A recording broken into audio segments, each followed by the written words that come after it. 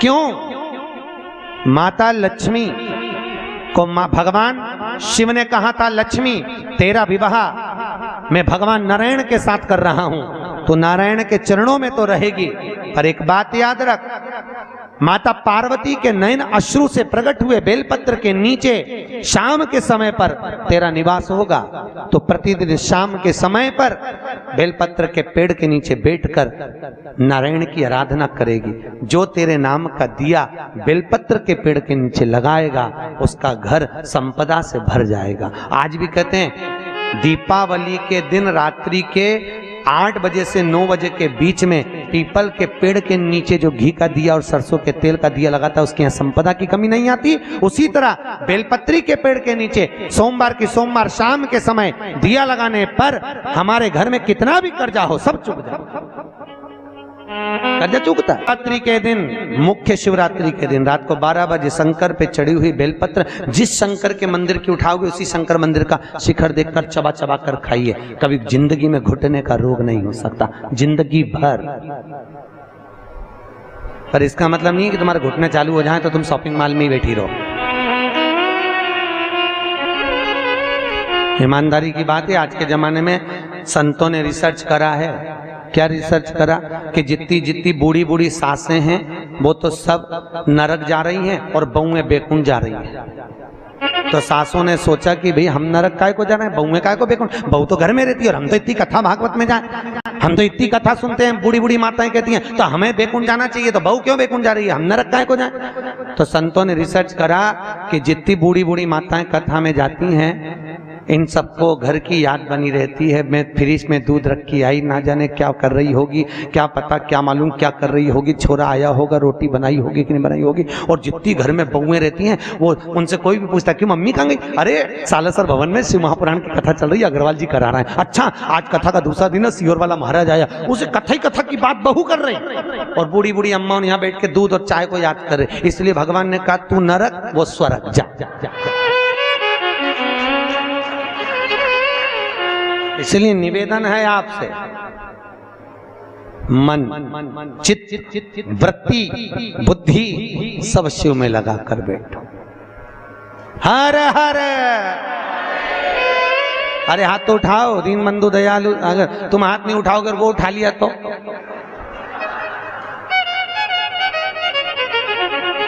उठाओ जम के, हर हर।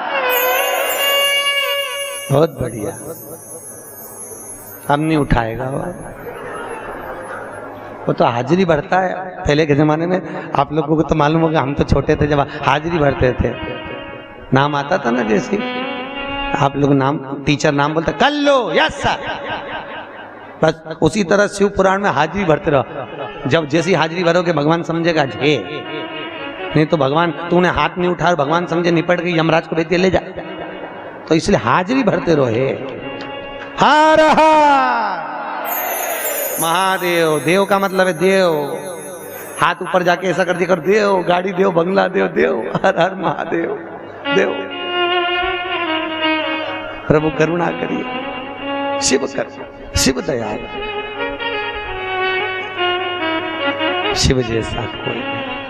अब ब्रह्मा जी के मुख का क्या बना दिया, बट का वृक्ष, शंकर जी की आराधना का केंद्र हो। शिव जी का एक नाम पड़ गया बटकेश्वर महादेव। क्या नाम पड़ा, बटकेश्वर महादेव, बटकेश्वर।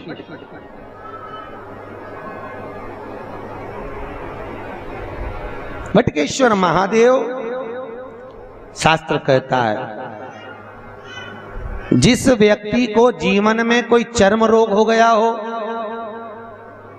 चमड़ी का कोई रोग हो गया हो, गाय की गोबरी, गोबरी जानते हो, अलूनी गोबरी, अलूनी गोबरी का मतलब एक कंडा अलग बात है, उसको थाप थाप के बनाते हैं गोबरी को। एक होती है गाय ने पोटा करा, पोटा कर अब सूख गया, ऐसे किसी सूखा सुखाया पोटा लेकर आओ, उसको कंडे को जलाओ, जलाकर उसकी राख तैयार करो। राख को सफेद रुमाल में रखकर सोमवार के दिन बिना किसी से बोले शंकर जी के मंदिर में जाकर उस राख को, उस भस्मी को शिव को समर्पित करो। चढ़ाने के बाद उस भस्मी को वापिस उतार लो। उतार कर जब हम स्नान करें 5 दिन लगातार उस भस्मी को पानी में डालकर स्नान करना चालू कर दो, चर्म का सारा रोग समाप्त हो जाता है, डॉक्टर की जरूरत ही नहीं पड़ती। चर्म रोग से भस्मी यहाँ कई माताएं जो लिंगायत संप्रदाय से हैं वो सिर पे भस्म धारण करती है, बस कई पुरुष लोग भस्म धारण करते। फिर वही बात आ गई, अकाल मृत्यु वो मरे जो काम करे चंडाल का, काल उसका क्या बिगाड़े जो भक्त हो महाकाल का। शिव रोग से मुक्त आरोग्यता देते हैं, मेरे भगवान शंकर आरोग्यता प्रदान कर, रोग से मुक्ति। त्र्यंबकम यजामहे सुगंधिम पुष्टिवर्धनम, भगवान रोग से मुक्त कर। समय आया, आगे जो वर्णन आया भगवान शंकर के नयन अश्रु से रुद्राक्ष का वृक्ष उत्पन्न हुआ। क्या उत्पन्न हुआ? रुद्राक्ष। और रुद्राक्ष का वृक्ष भगवान शिव के नयन 14 मुखी तक रुद्राक्ष हुआ। गले में पहनते हैं, आप लोग धारण करते होंगे, कई लोग तुलसी की माला पहनते हैं, कई लोग रुद्राक्ष की माला पहनते हैं। ध्यान दीजिए, ये तुलसी और रुद्राक्ष क्यों पहना जाता है? जैसे घर में जो मंदिर बनाया जाता है घर के अंदर, उसमें शिखर नहीं होना चाहिए। जिसके घर के मंदिर में शिखर होता है उसके घर में कभी जिंदगी में शांति नहीं रह सकती। इसलिए घर के मंदिर में शिखर का मूलता नहीं रहती। ये उसी तरह है जैसे गरुण घंटी, गरुण घंटी देखी आपने, वो बजाते हो गरुण जी महाराज की घंटी। ये घंटी का नाद कहाँ कहाँ करना चाहिए? गरुण घंटी का नाद किया जाता है सबसे पहले भगवान के सम्मुख में, ठीक है। दूसरी जगह गरुण घंटी का नाद करना चाहिए फिर अपने रसोई घर में जहां पर परिंदा भरा है उस स्थान पर, पितरों की शांति के। तीसरी जगह जहां पर अपना लक्ष्मी रखते हो, अलमारी तिजोरी उसके पास में। चौथा घंटी का नाद करना चाहिए दरवाजे के पास में, दरवाजे के अंदर के भाग में। फिर पांचवा, गरुण घंटी को घर के बाहर, घर से दरवाजा लांग कर बाहर खड़े होकर घंटी का नाद किया जाता है। कहते हैं जो ये 5 जगह पर घंटी का नाद करता है उसके घर में कभी संपदा की कमी नहीं होती। इतना गरुण घंटी के नाद की महत्वता होती है। और दुनिया के लोग इतने आलसी हैं, बस भगवान की आरती करे तब घंटी बजाए, उसके सिवा धर दे होते। तो मालूम ही नहीं कि घंटी कितनी जगह बजाना चाहिए, घंटी का नाद क्यों करा जाता। गरुड़ घंटी को जैसे घर में रखा हुआ शंख अगर खाली है तो हमारे घर में रखा हुआ शंख अगर खाली रहेगा तो लक्ष्मी आएगी और जाएगी, लक्ष्मी टिकेगी नहीं। इसलिए घर में जिसके घर में छोटा सा भी शंख हो तो उसमें कटोरी में रखकर या कोई स्थान पर कलश पे रखकर उसमें पानी भरना चाहिए। अगर शंख में पानी नहीं है तो घर में लक्ष्मी नहीं, शंख कभी खाली नहीं। 33 करोड़ देवी देवता में केवल एक भगवान शंकर हैं जिनके ऊपर शंख का जल नहीं चढ़ता। केवल एक शिव शंकर के ऊपर शंख का जल नहीं चढ़ता, क्योंकि शंकाचूर राक्षस को भगवान शिव ने मारा था और शंकाचूर राक्षस की हड्डी से शंख जाति का निर्माण हुआ था। इसलिए शंख का जल शिव जी पे नहीं चढ़ता। शास्त्र कहता है जो भूल से भी शंख का जल शंकर को समर्पित कर देता है 1000 ब्राह्मण की हत्या के बराबर उसको दोष लग जाता है। इसलिए शंख का जल शंकर को समर्पित नहीं। जिस व्यक्ति को नलियां चौक हो गई हों, डॉक्टर ने बोला बाईपास कराना पड़ेगा, उसको कुछ नहीं करना चाहिए। 7 बेर, बेर जानते हो क्या बोलते हैं यहाँ पर? बेर बोलते हैं। 7 बेर प्रत्येक शिवरात्रि को शंकर जी के ऊपर समर्पित करना चालू कर दो। 7 बेर, जिंदगी में कभी बाईपास कराने की जरूरत नहीं पड़ेगी। केवल 7 बेर, उसमें से 1 बेर 7 बेर चढ़ाओ, 1 बेर उठा के लाओ और वो व्यक्ति को खिला दो जिसको बाईपास के लिए डॉक्टर ने बोला है। फिर दूसरी बार चेक करवाना, वो खुद कह देगा कि बाईपास की जरूरत ही नहीं है, नाड़ियां क्लीन है, हार्ट अटैक नहीं आता उस व्यक्ति जिसने प्रत्येक हर महीने की शिवरात्रि पर 7 बेर शिव को समर्पित करना चालू कर दिया। उसको कभी अटैक नहीं आ सकता, हार्ट अटैक की बीमारी नहीं। हमारा शिव दयालु, कितना कितना भाई, सती और शिव का जहां विवाह हुआ था ना, क्या बोलते हैं, त्रिजुगी नारायण। कौन कौन गया रात था? केदारनाथ से 12 किलोमीटर इधर गौरीकुंड से त्रिजुगी नारायण है, जहां शिव और सती का विवाह हुआ था। जहां पर माता सती शंकर के साथ में जब विवाह करी थी तो 7 जगह पर रुकी थी। सती मैया के रुकने पर वहां कुंड बन गए थे 7। आज भी शंकर और सती के विवाह की अग्नि वहां पर जल रही है, आज भी विवाह किया।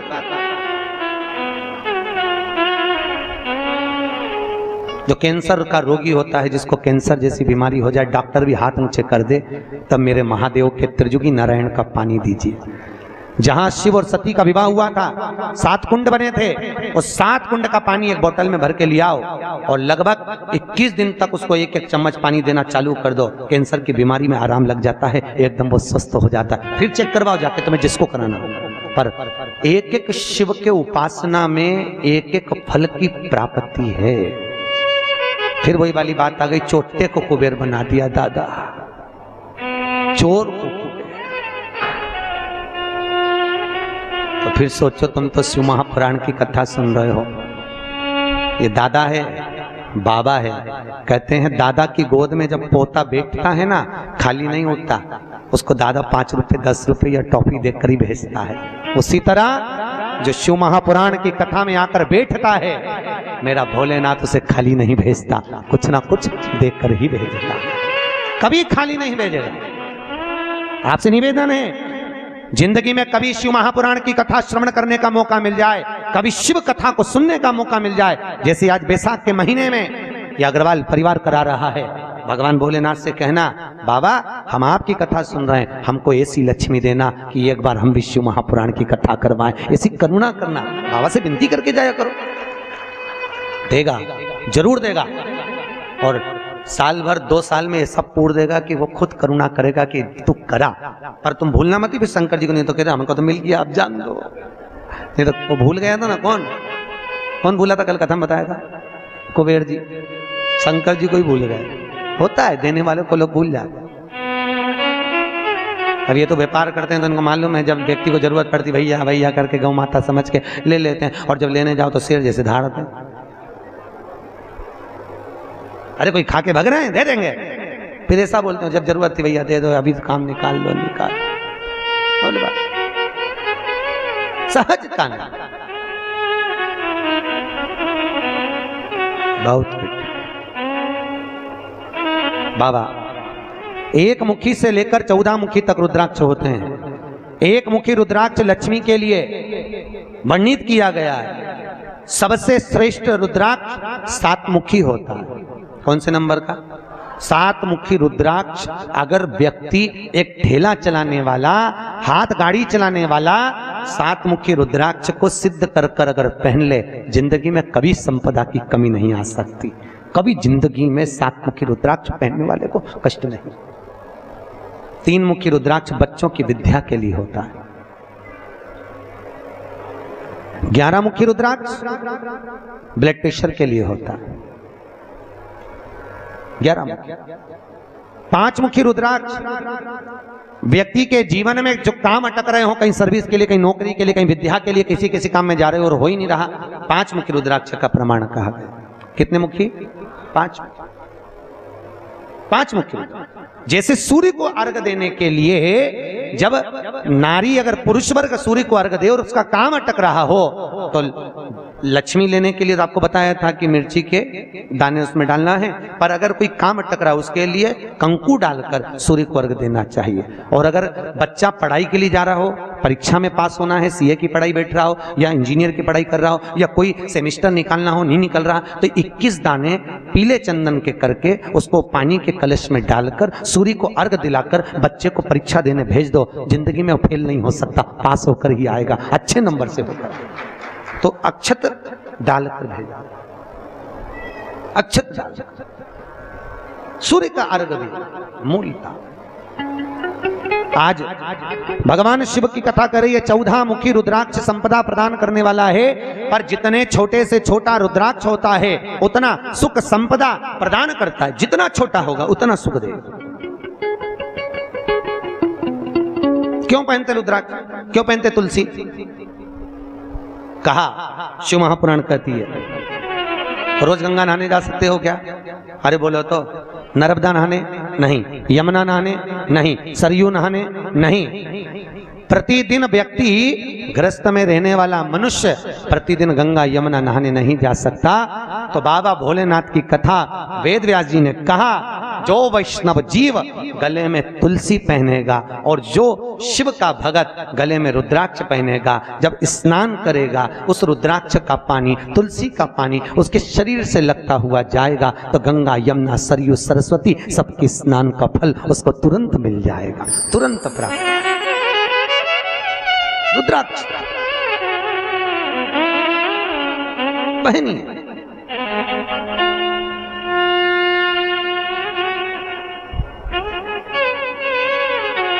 और रुद्राक्ष पहनो तो टेस्टेड, बिल्कुल ओरिजिनल पहनना।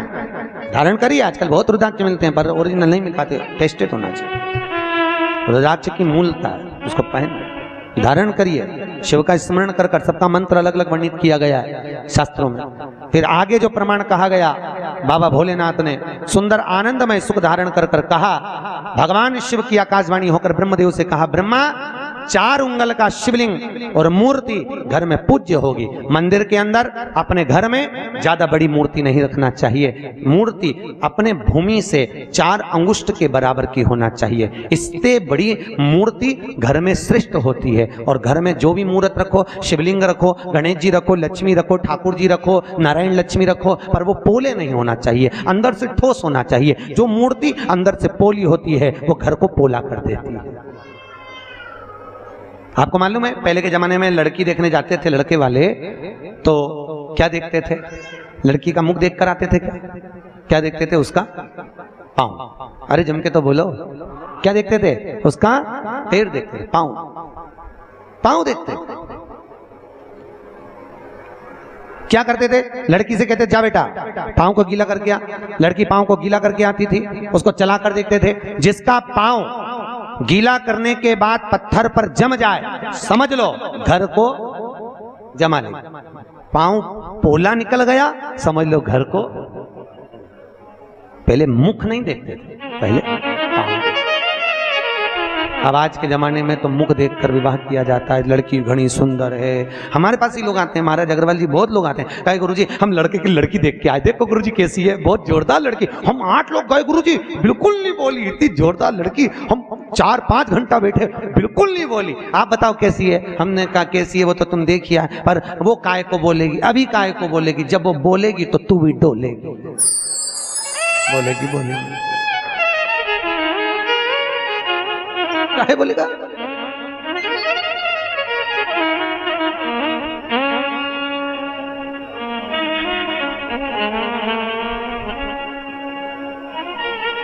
भाई हम तो कहते हैं जितना समय मिले, जितना समय मिले उस समय में भगवान शिव की आराधना की लीनता रहे, शिव की करुणा की लीनता रहे, भगवान शंकर की आराधना की लीनता रहे। जपो, जपते रहो और जपाओ। ओम नमः शिवाय, ओम नमः शिवाय। जपो। समय आया भगवान शंकर के नयन अश्रु से रुद्राक्ष का पौधा हुआ। घर के अंदर रुद्राक्ष का पेड़ नहीं लगाना चाहिए, याद रखिए। काय का वृक्ष? रुद्राक्ष। और माता पार्वती के नयन अश्रु से बेलपत्री का वृक्ष उत्पन्न हुआ। काय का हुआ है? बेल का वृक्ष, बेलपत्री। जो व्यक्ति बहुत ज्यादा गरीब हो, बहुत कंगाल हो, लक्ष्मी नहीं आ रही हो, बहुत तकलीफ में हो, कर्जा बहुत ज्यादा हो, उसको कुछ नहीं करना। सोमवार की सोमवार शाम के समय बेलपत्री के पेड़ के नीचे थोड़ी सी शक्कर या गुड़ डालकर एक दिया रखकर घी की बत्ती लगाकर जलाकर जाओ, अपने आप कर्जा चूकना चालू हो जाता है, कर्जा नहीं रहता। क्यों? माता लक्ष्मी को भगवान शिव ने कहा था, लक्ष्मी तेरा विवाह मैं भगवान नारायण के साथ कर रहा हूं, तो नारायण के चरणों में तो रहेगी। पर एक बात याद रख, माता पार्वती के नयन अश्रु से प्रकट हुए बेलपत्र के नीचे शाम के समय पर तेरा निवास होगा। तो प्रतिदिन शाम के समय पर बेलपत्र के पेड़ के नीचे बैठकर नारायण की आराधना करेगी। जो तेरे नाम का दिया बेलपत्र के पेड़ के नीचे लगाएगा, उसका घर संपदा से भर जाएगा। आज भी कहते हैं दीपावली के दिन रात्रि के 8 बजे से 9 बजे के बीच में पीपल के पेड़ के नीचे जो घी का दिया और सरसों के तेल का दिया लगाता है, उसके यहाँ संपदा की कमी नहीं आती। उसी तरह बेलपत्री के पेड़ के नीचे सोमवार की सोमवार शाम के समय दिया लगाने पर हमारे घर में कितना भी कर्जा हो सब चुक जाए। कर्जा चुकता भगवान शिव की आराधना। किसी पुराण के अंतर्गत 18 पुराण 6 शास्त्र में कहीं पर ऐसे टोट के नहीं लिखे, पर शिव महापुराण में शंकर जी की कथा में वेदव्यास जी ने सारे टोट के लिख दिए, सब कुछ लिखा। क्यों लिखा? बाबा भोलेनाथ जी की कथा में वेदव्यास जी ने कहा शंकर भगवान मृत्यु लोक का देवता है और पृथ्वी का देव, घर की जो माँ होती है, घर का जो पिता होता है, वो अपने बच्चों को दुखी नहीं देख सकता। देखता है क्या? उसका मुंह उतरा दिखेगा तो बाप भी कह देगा ले मेरे पास से ले जा, थोड़ा बहुत जा कर ले काम, काय को मुंह उतार के बैठा, ले जा। उसी तरह भोलेनाथ मृत्यु लोक का देव महादेव है। भगवान शिव की कथा में वेदव्यास जी ने कहा कि शंकर की कथा में ये सारे उपाय इसलिए लिखे कि मनुष्य को दुख ना हो, कष्ट ना हो, तकलीफ ना हो। इसीलिए वो कहे ना कि भोले प्रेम की बजा दो।